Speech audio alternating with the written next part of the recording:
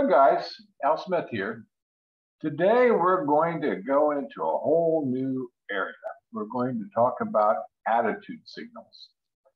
Okay, we talked for the last 2 weeks about what card the person in the third seat should play in relationship to if the opening leader led a low card.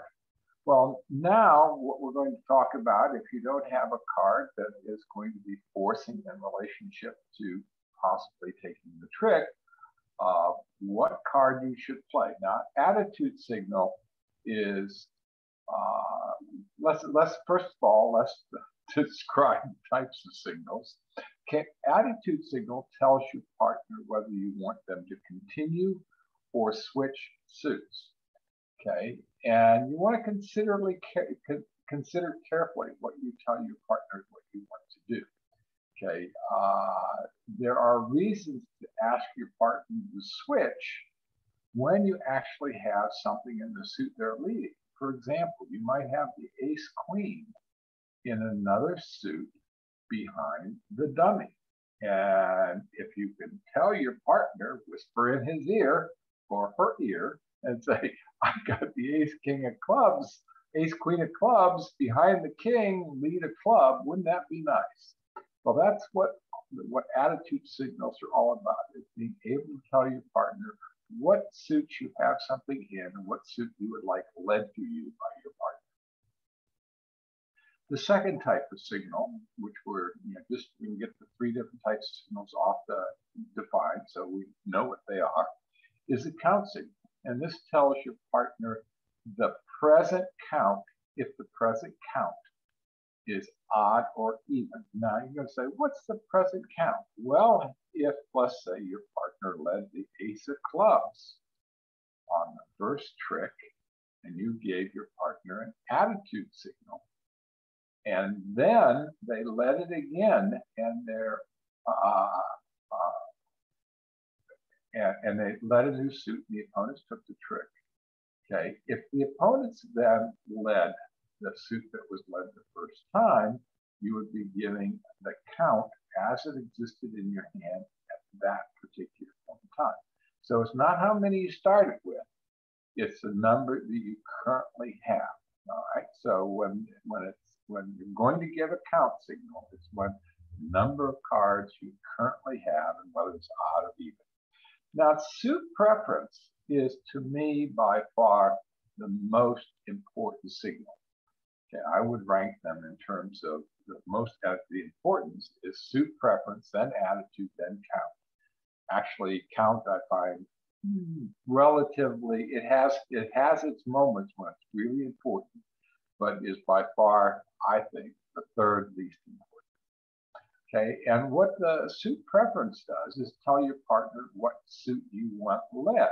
Just like up in attitude, it tells your partner whether you want the suit to be continued or not, or you want them to switch suits. This tells your partner what suit you want led. Really important. All right, now, this can occur in a variety of different situations. The most common is the first discard. What that is if you're out of a suit, the card that you play tells your partner a long story about what you want or what you don't want. So that's the first discard, because now you have the choice of what card you're going to play. And that card should communicate to your partner what suit you want led. Now, there's a bunch of situational cases where where the suit preference signal comes into play. And we'll describe those in next week's lesson. And then there's one called trump suit preference. When you lead a trump, when your partner leads a trump, they're giving you a situational suit preference. The trump that you play is also situational suit preference. So you're both giving each other signals at the same time in that particular case. Then there are some special situations where, for example, your partner preempted but led another suit. That is a situational suit preference signal. So just be clear, there's attitude, count, and suit preference. And the one that I actually find the most useful is the suit preference, and then the second is the attitude. Okay, and these are going to occur on every hand. And both the attitude and the suit preference are going to be used and useful on every hand. Okay, when are attitude signals used? Okay, we're going to, the attitude signals are used against suit contracts by the second defender, the third hand on the opening lead. Now, they're also used on every other situation where the partner breaks a new suit. So these can occur throughout the hand. Okay, now partner's opening, so it occurs on partner's opening lead on trick one. Okay, it becomes suit preference if the dummy has a void or a singleton in the suit. For example, if your partner leads the ace and the dummy has a void, there's no point in giving an attitude signal because it's perfectly obvious that you don't want to lead that again because the dummy is going to trump it. The same is true if it's got a singleton. So you can see that that it's really important to pay attention to the situational situation, those situations where the signal changes from one type to another based upon the conditions that occur in the play up to that particular point. All right. If a partner leads a suit after trick one, it becomes suit preference if the present count is a singleton or void. For example, your partner led the ace. There were two cards in that suit in the dummy to begin with. Okay, when your partner leads the king and on the second lead,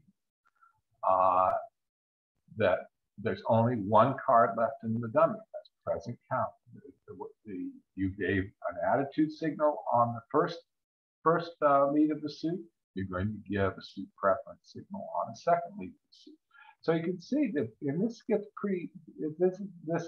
This is challenging, keeping track of what the situation is and interpreting whether you're being asked for an attitude signal or a suit preference signal. Okay, in no-trump contracts, the third hand, it's going to be, its attitude signals occur after the first trick. On the first trick, we use a different type of signaling system against no-trump contracts versus attitude. Okay, what we want to do in no-trump contracts is not only give information about the most important things we want to do is give information about the quality of the suit we have that the partner is leading. We'll get to that in a couple of weeks. All right. Now, we're going to look here and see what do attitude signals show. Okay, what do they use to tell your partner has made an opening lead? Okay, now, a positive attitude signal says, I have something in that suit and I would like you to continue leading that suit. Okay, so that's really important. Negative says, I want you to switch suits. And when you ask your partner to switch suit, it doesn't necessarily tell your partner you don't have anything in the suit that they originally led. Okay, now what's being communicated when you give a positive attitude signal is one of several things, okay?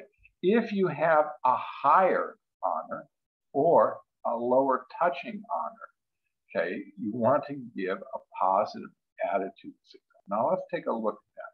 If your partner leads the ace, they're implying that they have the king because they led the ace, right?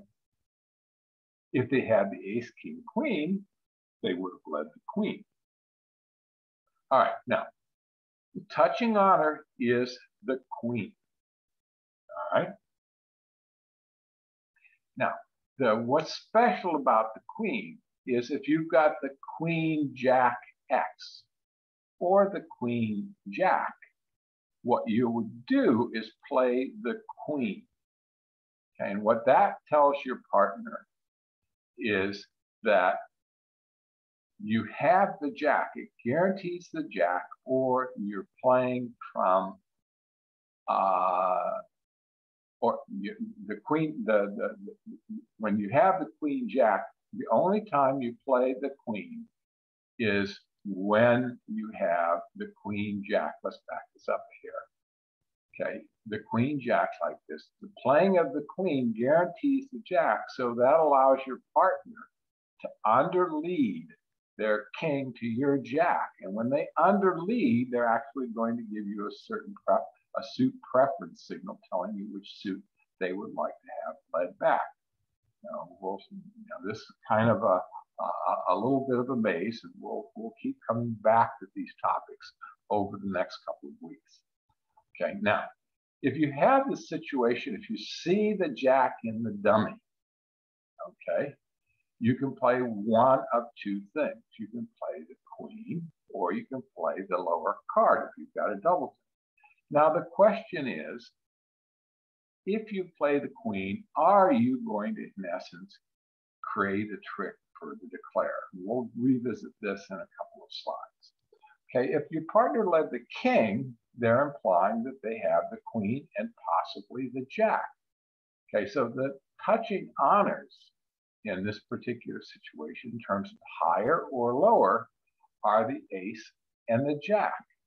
So if your partner led the king and you have the ace, you don't want to overtake the king unless you're going to do that on purpose to unblock. Okay, so let's say you have the ace 10-2.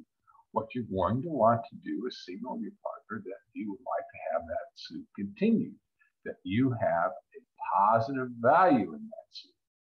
Okay, now when the opponent doesn't take, you signal a positive value. When the opponent doesn't take the king, okay, now your partner can feel comfortable underleading the queen, knowing you have either the ace or the jack, preferably the ace, but you could have either the ace or the jack, and you're not going to be giving the declare anything the declare doesn't already deserve. The same is true as if your partner leads the queen. We're assuming they're leading that on a perfect sequence or a broken sequence. And what we're going to do is the higher honors of the ace king and the touching honors is the 10. So that keeps going down also. Now let's say that your partner leads an honor and you want to overtake the honor. Now this notation here is to show which honor you're going to play first. Okay, if you have a single honor with a lower card, you're going to overtake and then return the lower card. You're actually going to ignore giving your partner an attitude signal. So I mean, in these cases up here, you want to give your partner an attitude signal. In this case, you don't. So what you're going to be doing is unblocking. Okay, and then it's one where you've got honor, honor. Now this may vary a little bit depending on the situation, but you're going to play the lowest, then play the highest. That way your partner knows that you had a doubleton and you're unblocking. Now, in a suit contract with a doubleton, okay, what we're going to do is if we have a doubleton, we want our partner to continue that suit. We want to give them a positive signal to continue the suit, so we can rough the third trick. Okay, now, so those are the positive. Okay, that's a discussion of when we give a positive attitude signal to continue leading the suit. Okay, when we get a negative, is that we don't have anything in that suit, no touching honors, don't want it continued, or we may have something in the suit, but we want a different suit led. Okay. Now, let's talk about attitude signal methods. There's really two primary or common methods that are used.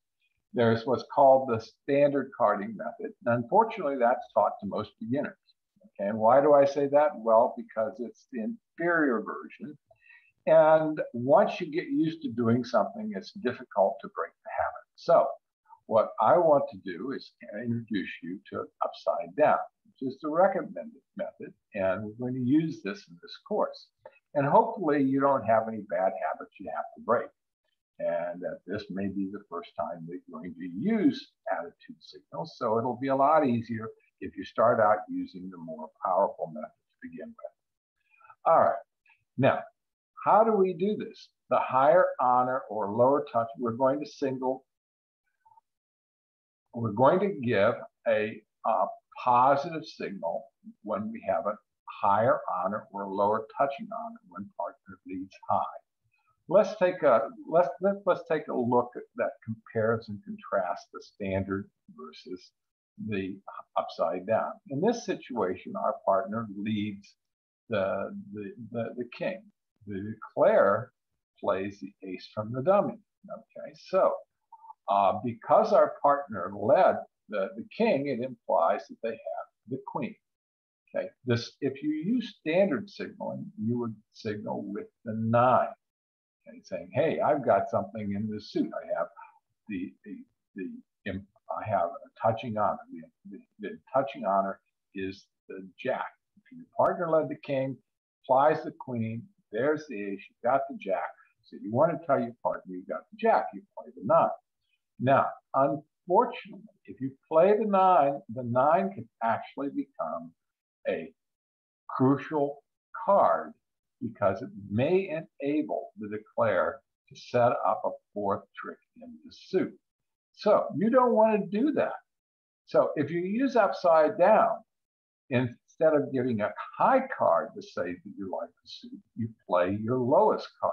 In this case, we play the 4, which says I have positive values. I'd like you to continue the suit.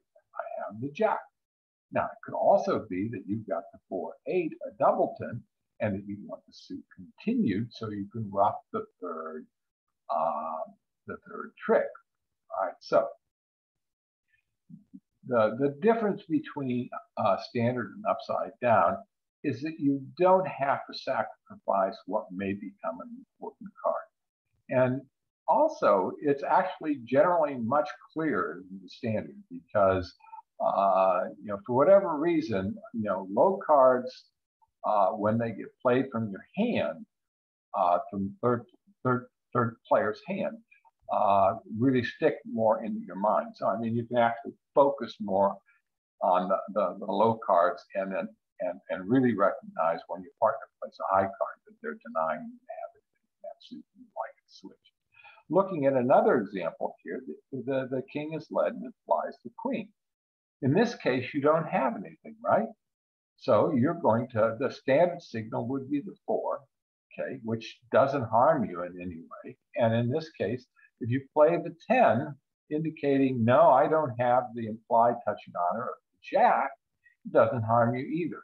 So this is generally the way it works in relationship to the pros and cons as it relates to upside down versus standard. And I highly recommend upside down versus standard because you don't have to throw away cards that you would like to keep.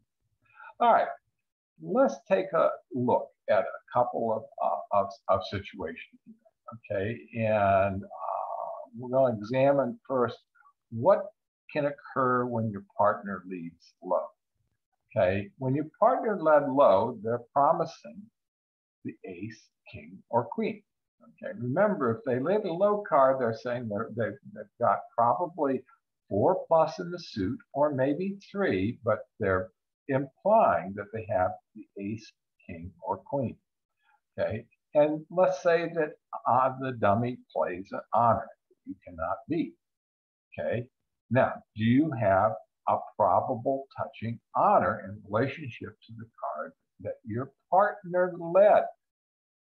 In relationship to the implied card that your partner has in the suit. Let's take a look at this example. Your partner led the 2. Okay, so you're saying, this is a development lead, probably from 4, but could be from 4 or more, but could be from 3. Okay, and you look at the dummy and you've got the ace, jack, 3 in the dummy, and the declare plays the ace. All right, now you have the king. Because your partner's lead implies or infers, implies that he has an ace, king, queen, you can figure out it's the queen. Now, you've got the king, so you want to tell your partner about that. So what you're going to do is you're going to give your partner a positive attitude signal by playing low, the four.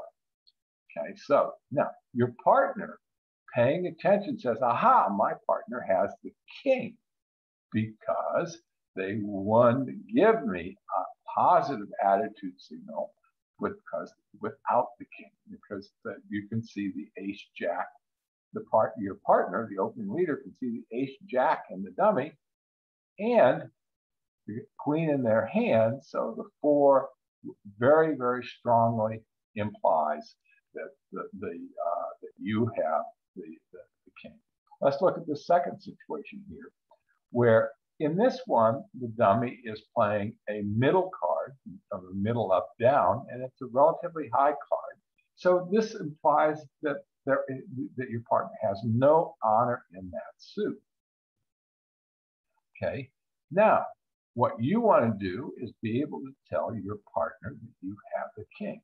All right, now when ace is played from dummy, you're going to give a positive attitude signal, indicating that you have the king.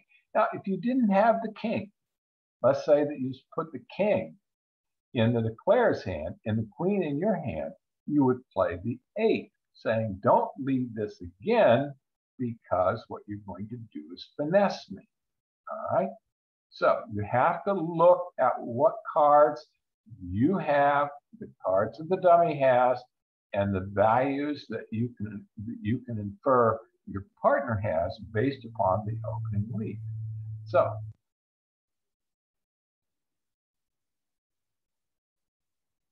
now, in this particular example, because we have the king behind the ace, we're going to play the four. And that gives a positive attitude signal that says, hey, you can lead this again because I have the king. Now, obviously, they're not in the lead, but they can store that information away and use it later in terms of getting back your hand and taking tricks. All right, let's look at the situation when you want to overtake or unblock and not signal attitude, because there are situations like this that come up. Okay, let's say that you have a single honor with one other card. Okay, and the lead is the king from your partner leads the king, implying that they have the queen from 3 or 4 plus. All right, now if you have ace doubleton, okay, if you were to signal attitude, you'd play your lowest, a positive attitude, you'd play your lowest card. And then your partner would, in essence, continue that suit, and you'd be locking your hand, and you wouldn't be able to lead back to your partner. Okay, now, in this particular situation, you're not going to play attitude. You're going to overtake with the ace and then return the lower card. Now, your partner may have the queen, just the queen, and might have the queen jack, in which case they can take the second trick. If they have the jack, they can take the third trick. If they don't have the jack, they can return the third card for you to rub. Now, the same is true in relationship to if you've got the jack X. You're going to play the jack X to begin, with. Okay, and by playing the jack at that particular point in time, it's your partner is going to be 90% sure that that was a singleton or a doubleton. Okay, let's assume you've got 2 honors, and your partner leads the queen. And you're going to infer from that they have the jack and potentially also the 10. Can you have the ace king? All right, now what you're going to do in this particular situation is you can't give an attitude signal, but you're going to take the king first, then play the ace. By taking the king first, it tells your partner that you have a doubleton. If you take the ace and then the king, it tells your partner you have another one that you won't be able to lead back to their jack. Right, now we have one other situation here where you have two honors surrounding two missing honors, okay? And this gets kind of interesting because you really have to look at the cards in relationship to your hand to determine what you should do. Okay, we're going to assume your partner led the queen from the inferred jack and potentially the 10. And what you got is the king 10, double 2. All right, what you want to do at this particular point in time, because you want to get back to your partner. Your partner could also have the 9, okay, is you're going to overtake with the king. Then you're going to hopefully, and the opponent can play the ace or not, but you can lead back to 10 if the opponents can then take the ace, or your partner can overtake it if they've got the 9 and lead it again. So, I mean, if you can see that the opponents are going to get their ace, but you're really setting the suit up in relationship to the ability of being able to rough it later and or establishing the suit for your partner. Okay, let's look at a specific example. Your partner leads the king, okay?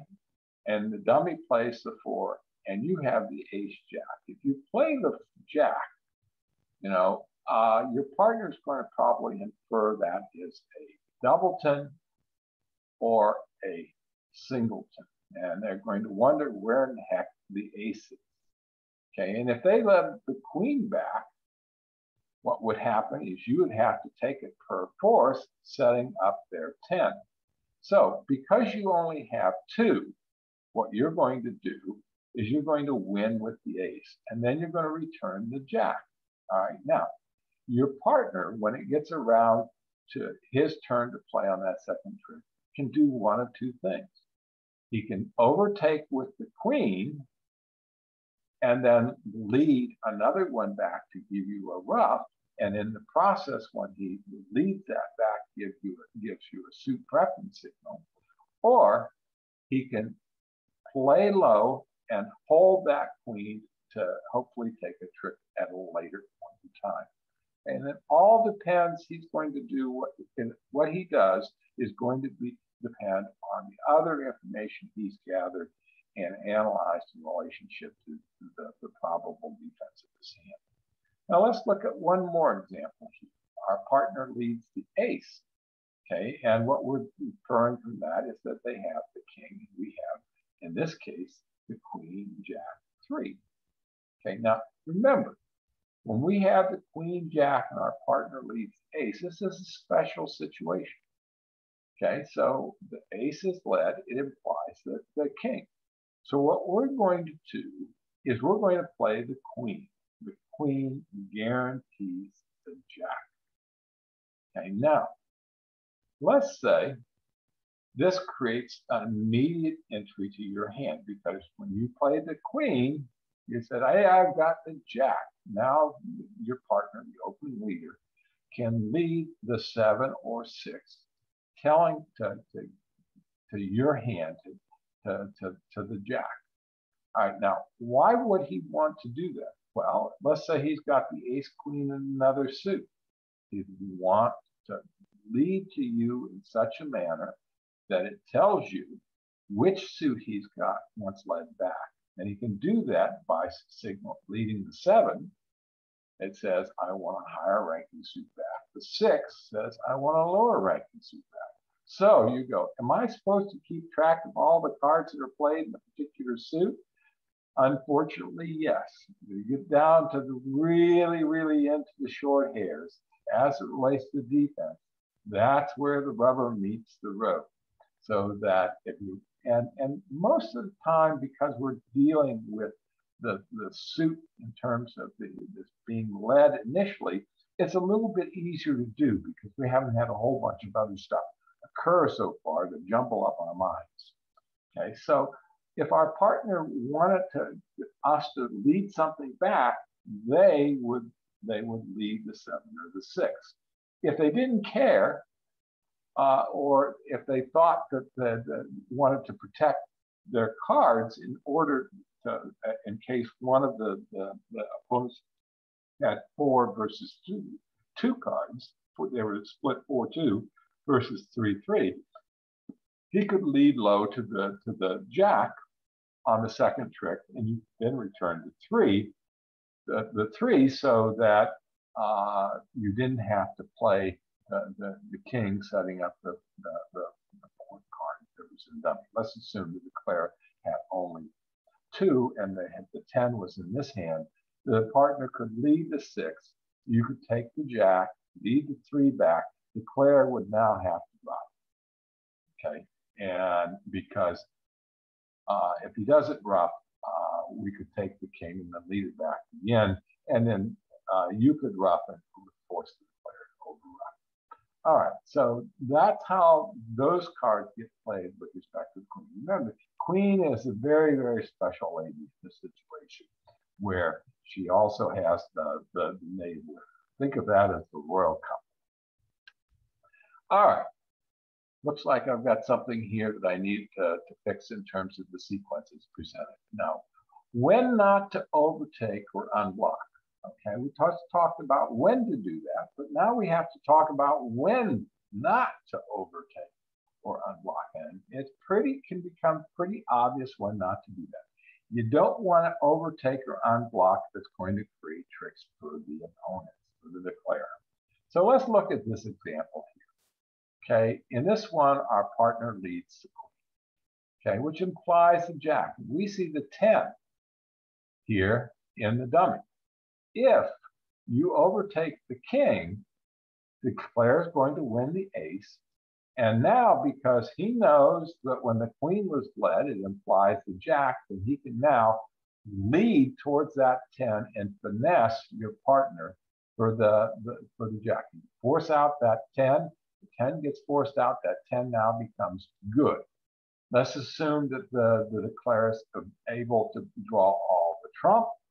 Okay, he can now lead towards that 10. Your partner can take the jack, but that 10 is going to be good. So you've got 2 eyes, use them. Okay, don't promote that 10 by playing the king. What you're going to do is you're going to play the 3. Okay, when you play that 3, the 10 becomes worthless because you and your partner's inferred they've got the jack. If they overtake the ace, if the declare overtakes with the ace, now you've in essence given your partner a positive signal in terms of attitude, but you've preserved that king so they can't take the trick. Let's look at another example here. Okay, in this one, your partner leads the ace again. And you've got the queen jack. This is again the special situation, but you look at the dummy and go, all right, they've got the 10, 9, 8, 3. There are 4 of them there, okay? And if you play the queen on this particular trick, what it does, it's going to, your partner by leading the ace implies they have the king. You play the queen, okay, they're going to play the 3. And now between the 2 of you, you have the king jack left. They can drive out the king jack and promote that 10 as the 4th trick in that suit, assuming that they can lead all of the trumps. So what you're going to want to do is play the 4 to show a touching honor. It's still going to be interpreted as a positive signal, but it's going to now preserve that queen jack behind in conjunction with the king, so that the declare cannot create a trick with that 10, 9, 8 in the hand. Okay, when you have a doubleton and your partner has led the suit, okay,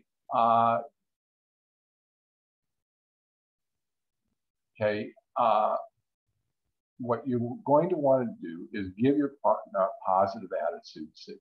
Okay, now remember, low is the positive response. So we come back up here, we look at the queen X situation. They've led the ace, you've got the queen X. There's no way that you can tell your partner, you've got the queen go in conjunction with the ace king. Okay, all you can do is play low, giving them positive encouragement, and then play the queen on the second trick. The same is true if you got it is the same as true if you play if you have the queen jack doubleton. And if you have the queen jack doubleton, your partner plays the ace, and you can now it's up to you if you want to get a ruff. If that becomes a critical play, you would play the jack. If you want to give your partner the capability of underleading their card, underleading in that suit to allow them to ask you to lead a suit, you play the queen. So you've got choices here. And when you make that choice, you're not always going to be right, but you have choices, and think about it. Okay, so let's assume that you have a normal doubleton of normal two cards, and your partner plays the ace, okay, and you play the four. When you play the two, remember, this is a positive attitude signal that says continue the suit, okay, continue the suit. So your partner is going to continue with the eight. When they see the eight, they're going to know that it was a doubleton. You go, well, I'm used to high-low. Well, you need to get used to low-high. Now, if you actually had three cards in this suit, let's say the 9, 8, 2, you would play the 8, giving them a negative attitude signal. Okay, so you see how that works. So you're going to, the ace is led, implies the king. You're going to play the 2 to tell your partner to lead that suit again. Okay, and we're going to continue with the king. You're going to play the 8, and then the partner is going to lead the third round for you to ruff. Now, again, when they lead that third round for you to ruff, you should notice whether they play the 7 or the 6. Okay, because at that particular, once those full 3 tricks have been played, you're going to be able to determine whether they played which suit they were asking you to return. Because when you return a suit to your partner to ruff, or they return a suit for you to ruff, okay, card led is generally a suit preference signal. Okay, all right. Well, that's the basics of attitudes, and I'll share with you. It's going to take a while for you to get used to this, because paying attention to the card, every card that your partner plays, is difficult. Then remembering what cards have been played is also difficult. But if you do it, it's really fun and it's really exciting. Okay, let me kind of end that for right now and come back over here. And before we go into Shark Bridge,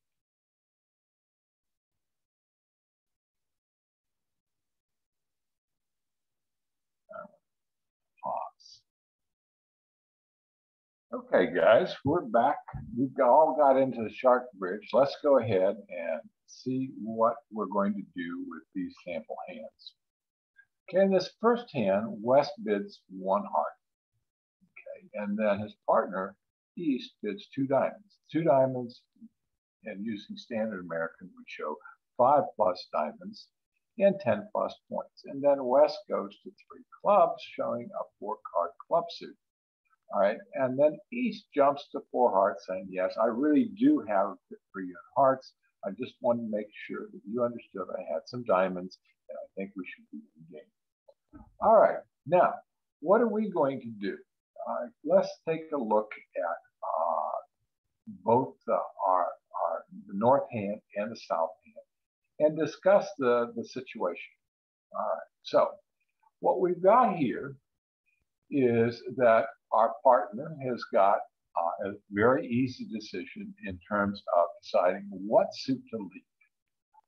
He has the ace, king of spades. So, if we go back all the way to lesson 1, he says, I'm going to make a temporizing lead to see what I can find out about the hand, because leading the ace in this situation is in essence a free lead.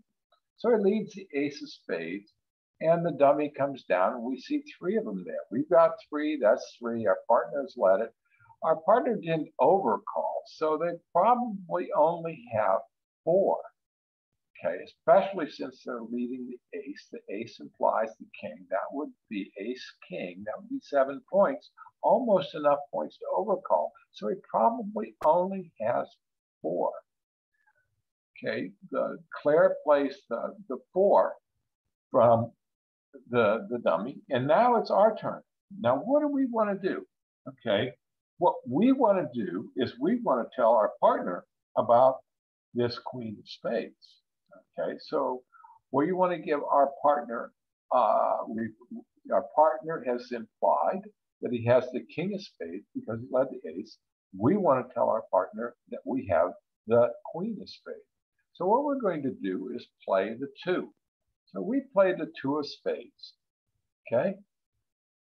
And the two is a positive attitude signal, okay? And our partner infers from that we have the queen.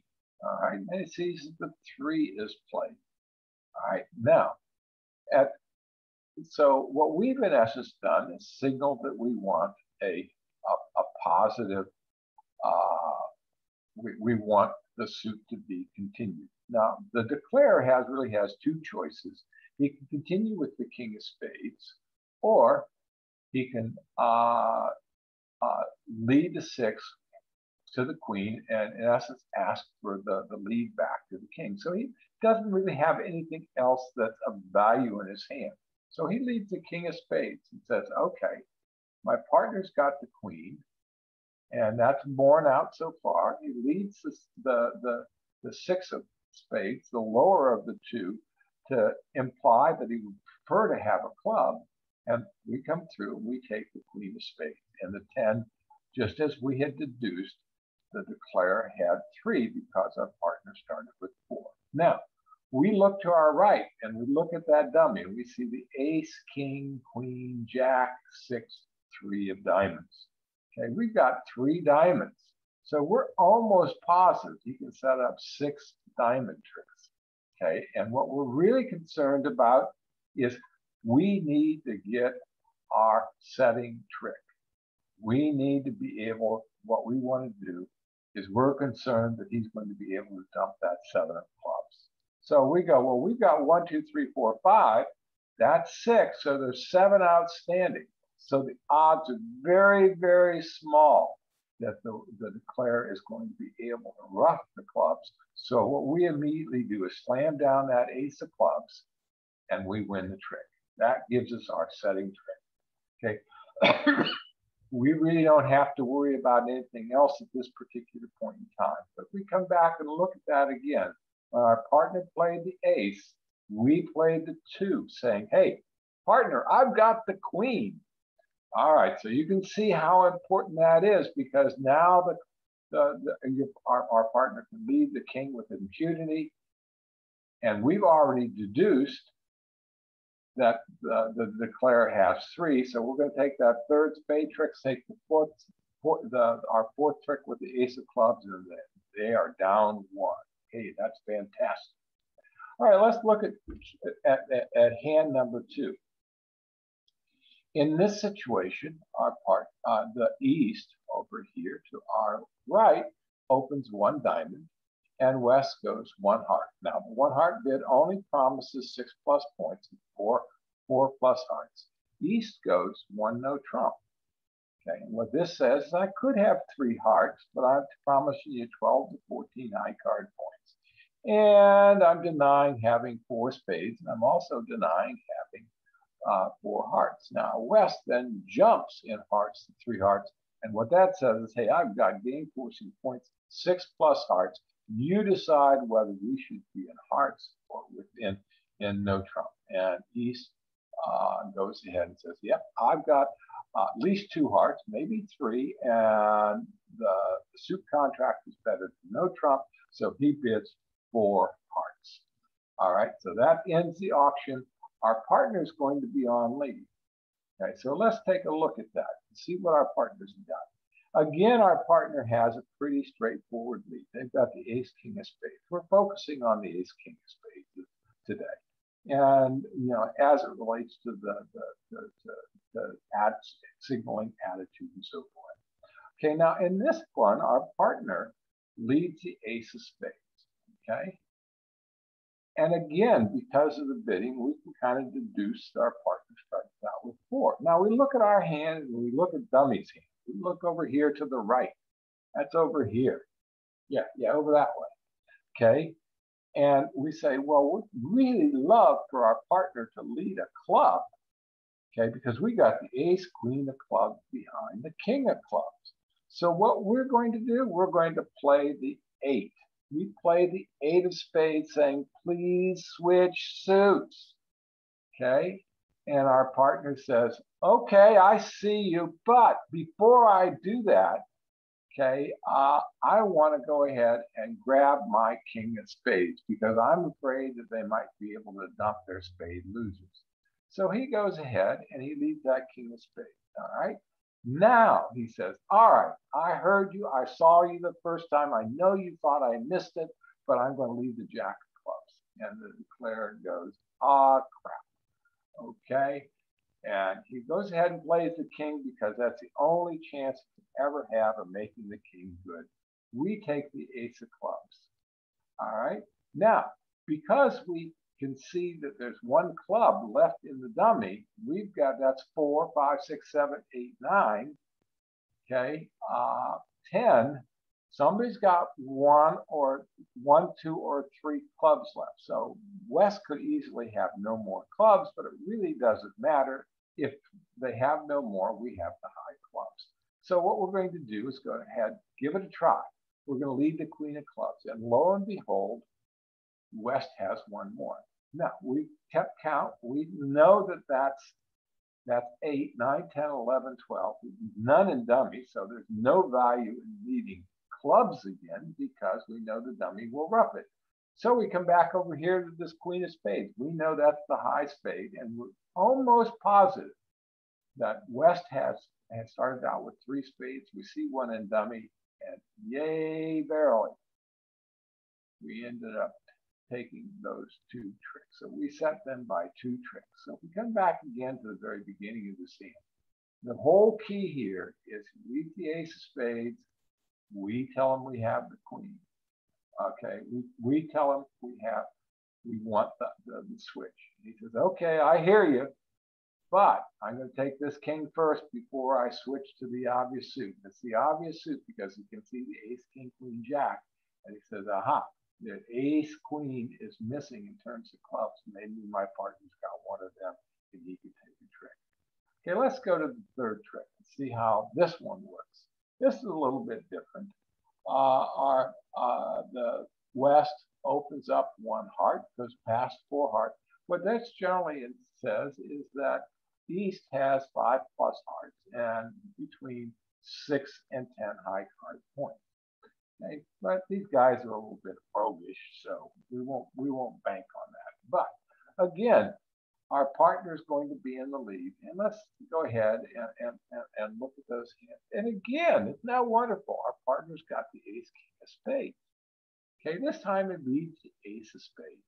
Okay, they play low. Now, when we look at our hand again, we've got to look at it in relationship to the dummy.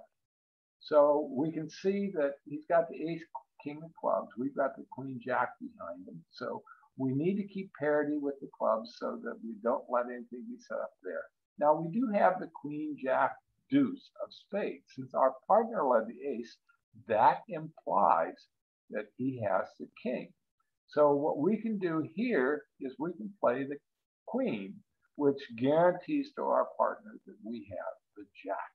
All right, you can see it right here. We've got that jack right here. All right, so they play the spades again. And again, we can kind of intuit from the auction because he did not overcall his spades that he only has 4 of them.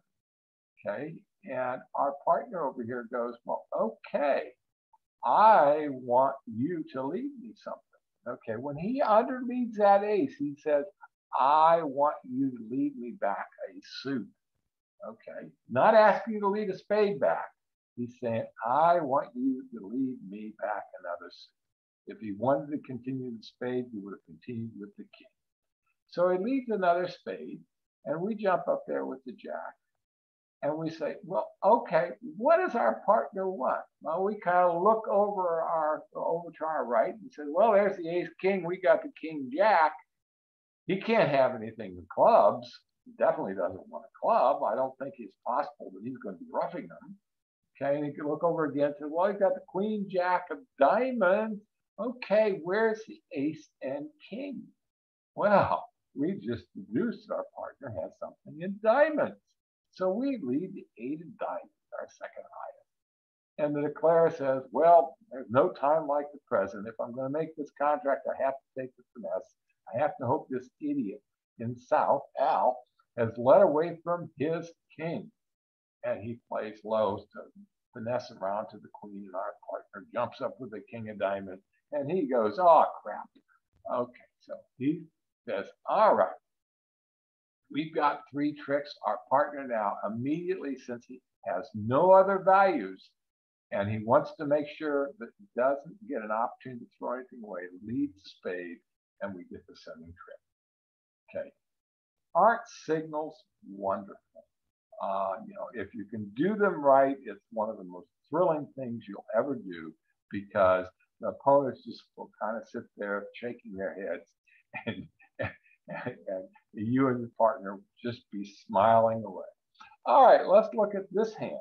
Okay, the opponent West opened 1 heart. Our partner did a weak jump overcall in fitting 2 hearts. Okay, so what we can determine based upon the 2 spades is that he probably has 6+ spades and probably a reasonable holding in the spade.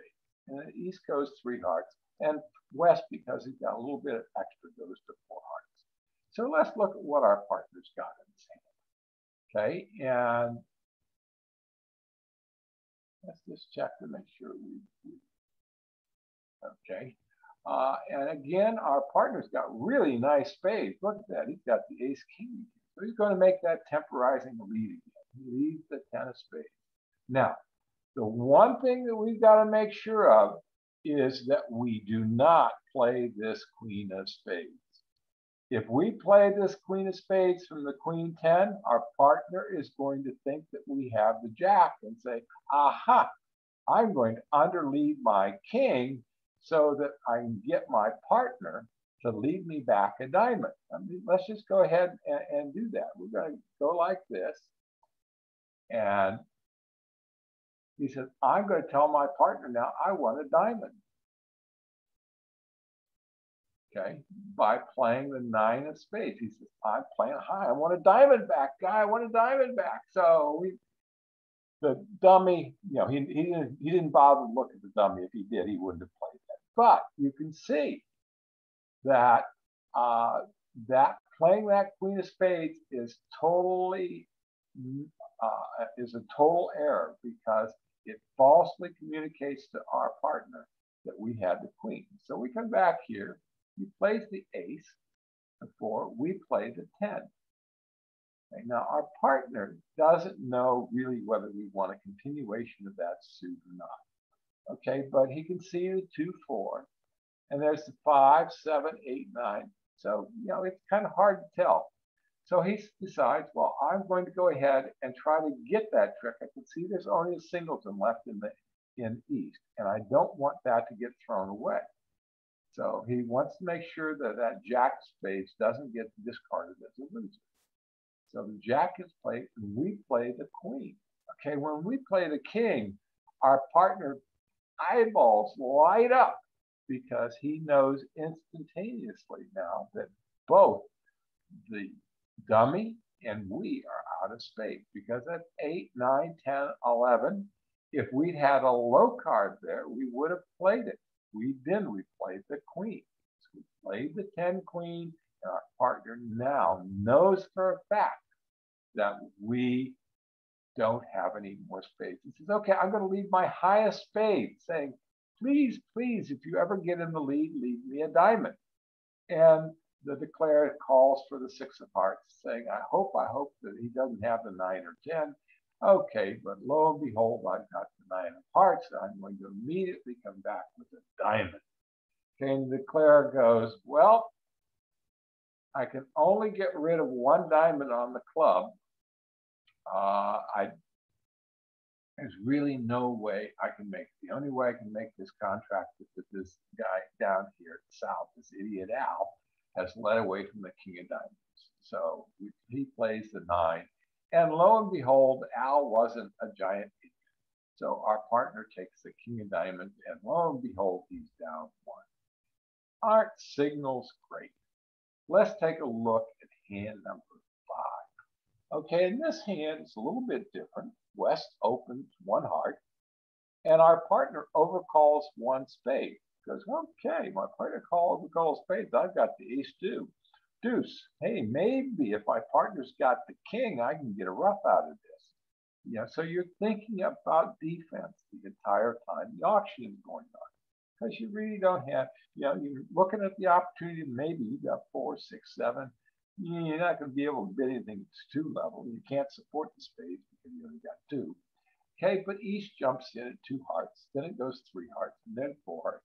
They limp their way along and get the game.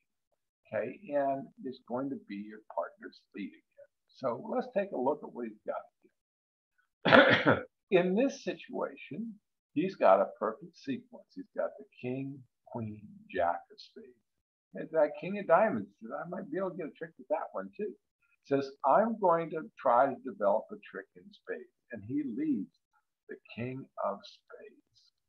Okay, and it comes back around. Now, when we look at our hand right here, okay, our partner, when they led the king, implied that they have the queen and hopefully the jack, or maybe the king, queen, 10. So if he's got the king, queen, 10 or the king, queen, jack, hey, we know exactly what we want to do. We want to unblock. Okay, we're thinking that our partner had 6 of them. We saw 3 of them there. That's 9, 10, 11. So we figured that the declarer's only got 2. So we go ahead and we leave. We figure that the declarer's got. Okay, so we play the ace. Okay, and our partner overcalled. So we figure our partner's only has 5 or 6. So a definite possibility that the declarer, West, has 3. Okay, now we leave the 2 of spades back. And 9 gets played. Our partner plays the jack. That guarantees that he's got the queen. All right, now at this particular point in time, it says, well, okay, let's take our 3rd trick. Okay, and because he's leading that queen, we're not going to trump our own partner's trick. We play the 9 of clubs. We're going to play odd even, signaling and say read suit preferences, and we play the 9, saying we like the clubs. And lo and behold, he has another spade. Our partner says, okay, I hear you. Okay, I'm going to go. He goes ahead and leads that club despite seeing the ace king because I told him I like clubs. Okay, and now the declarer says, well, I've got the ace of clubs. It'll cover my, let's look at all the hands. I've got the ace of clubs that covers the 3 of clubs. Okay, and I've got a losing diamond, and the only way I can possibly make this contract is by finessing Al south for the king of diamonds. He says, okay, it's time to do that. I'm going to leave the jack, hope that he pops up with the ace, with the king, and I play low, and he plays the queen, and our partner says, hey, fantastic, we set this guy again. These guys are terrible players. We're great. All right, so you can see how the signaling worked in relationship to that particular hand also. Let's just come back to the beginning of that. When he played the king, okay, now, we do not want to signal continuation by playing the 2. We want to overtake so that we can lead this back to our partner. Hopefully, you can all see that. Okay, now, we still have the spades. Okay, and we've gotten our two tricks. All right, we've told, and he's going to lead that spade for a third time. And now we get the opportunity of telling him what suit that we want. We want clubs. Okay, do we get a club trick? No, but we're not doing anything by letting him lead another spade, which will let him get a rough and a sluff. If you lead another spade right now, they're going to trump here. Okay, no, I'm going to over rough, but now they have the opportunity of potentially developing something. But we don't want to let them off the hook. We want to take that trick while we've got the opportunity. Okay, so what we want to do there is he wants to go back and play that lead the club instead of the spade. Doesn't want to give him a rough and a sluff. That's giving the possibility of throwing off a loser. So let's go to the sixth example. And this one again, West opens one heart and our partner overcalls one spade. So by him overcalling one spade, we're 95 to 99% sure he's got 5+ spades. Okay, East bids 2 hearts. And West should actually bid something else. Should bid diamonds in this particular case. It should bid 3 diamonds, and that way I accidentally put in he bid 2 spades, which makes no sense at all. So I'm going to have to correct that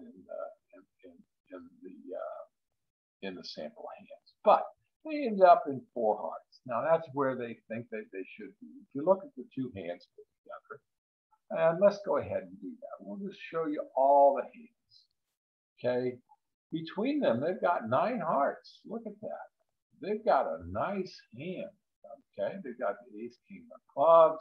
They looked at the hand to begin with, said, well, we really don't have a club. We don't have any losers of clubs. We could have 2 losers of diamonds. We have a loser in spades, but we don't have any losers in hearts. Okay, so in this particular situation, our partner again is going to make that temporizing lead and use the ace of spades. Okay, and we're going to play the 2. Okay, and the 2 indicates we want a continuation of the spades. All right, now there's actually 2 reasons that we do not want to play the queen on the ace of spades. The first one is our partner would think that we have the jack of spades and then say, okay, I would like to have you perhaps lead another suit, so I'm going to underlead my king to your jack, and lo and behold, that's not going to happen. All right, so what we want to do is signal our partner that we want a continuation, okay, which he does. He continues. Now, and the other reason we don't want to play the queen is because if we played the queen, we would be setting up a trick in spades. Now, given that we played the 2, our partner should take that as a positive signal that we have something in spades.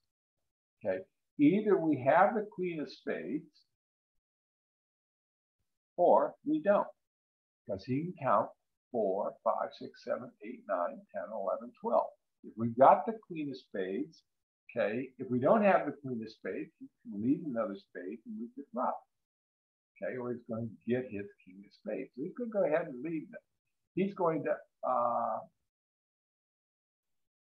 okay, so what he's going to do is he's going to underlead the king of spades, because if we have the queen of spades, we have the boss spade. If we don't, we're going to rough because the queen of spades is going to be in the West hand. So you can figure that out. I play the queen, and they're going to come in and they're going to rough.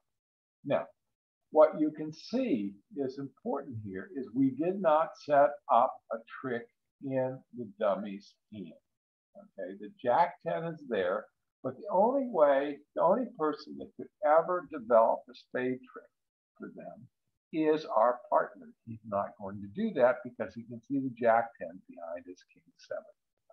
right? So what's going to happen is we're going to end up, they're going to end up, we might get one more trick. So let's see what we can do here. The declare at this particular point in time is probably going to go ahead and leave the club. Well, actually, what he's going to do first, he's going to draw a couple rounds of trump. Okay, he draws a couple rounds of trump because he's got to get the trump out. All right, he says, okay, that's for our partner over here. Signals for a spade, continuation spade. Says, I got some spades here, but not much else. Okay, comes around. All right, so let's go get that last trump.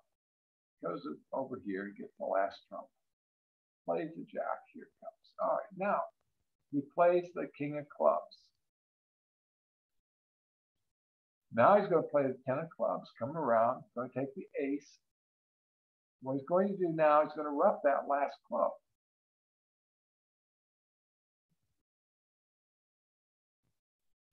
All right, now the question is, what should he do?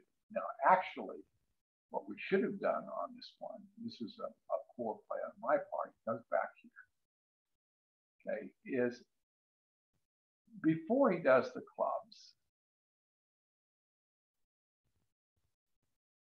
okay, that's fine. We'll do it that way. Comes across.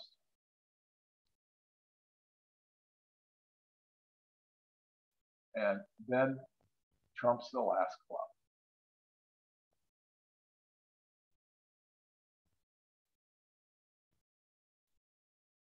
Right, now, what he's going to do now is leave the diamond.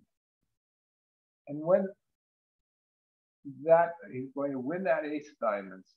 And what he's going to do now is finesse north. If he plays the 9, he's going to play the 10. If he plays the jack, he's going to play the queen. So let's assume he plays the jack. We cover with the queen. He takes the king. Now, what we've got, and he's going to now lead, you can either lead a diamond or you can lead a club. It really doesn't matter. Okay, we know that there's been 8 diamonds played. Okay, let's assume he leads the club. Okay, and if he leads the club, we have to rough it. Okay, and let's throw away the spade. And now we can lead a diamond. We can actually hold them to 4. But if we let a diamond in that particular situation, they would have gotten the last 2 diamond tricks. Okay, so in this case, you know, what this did was prevent him from taking more tricks because we played our spades and our signals correctly. All right, so that concludes the lesson for today. Let me get out of this and get back to our situation. What to do is stop sharing.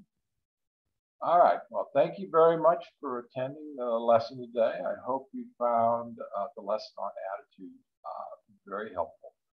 Okay, so have a great day.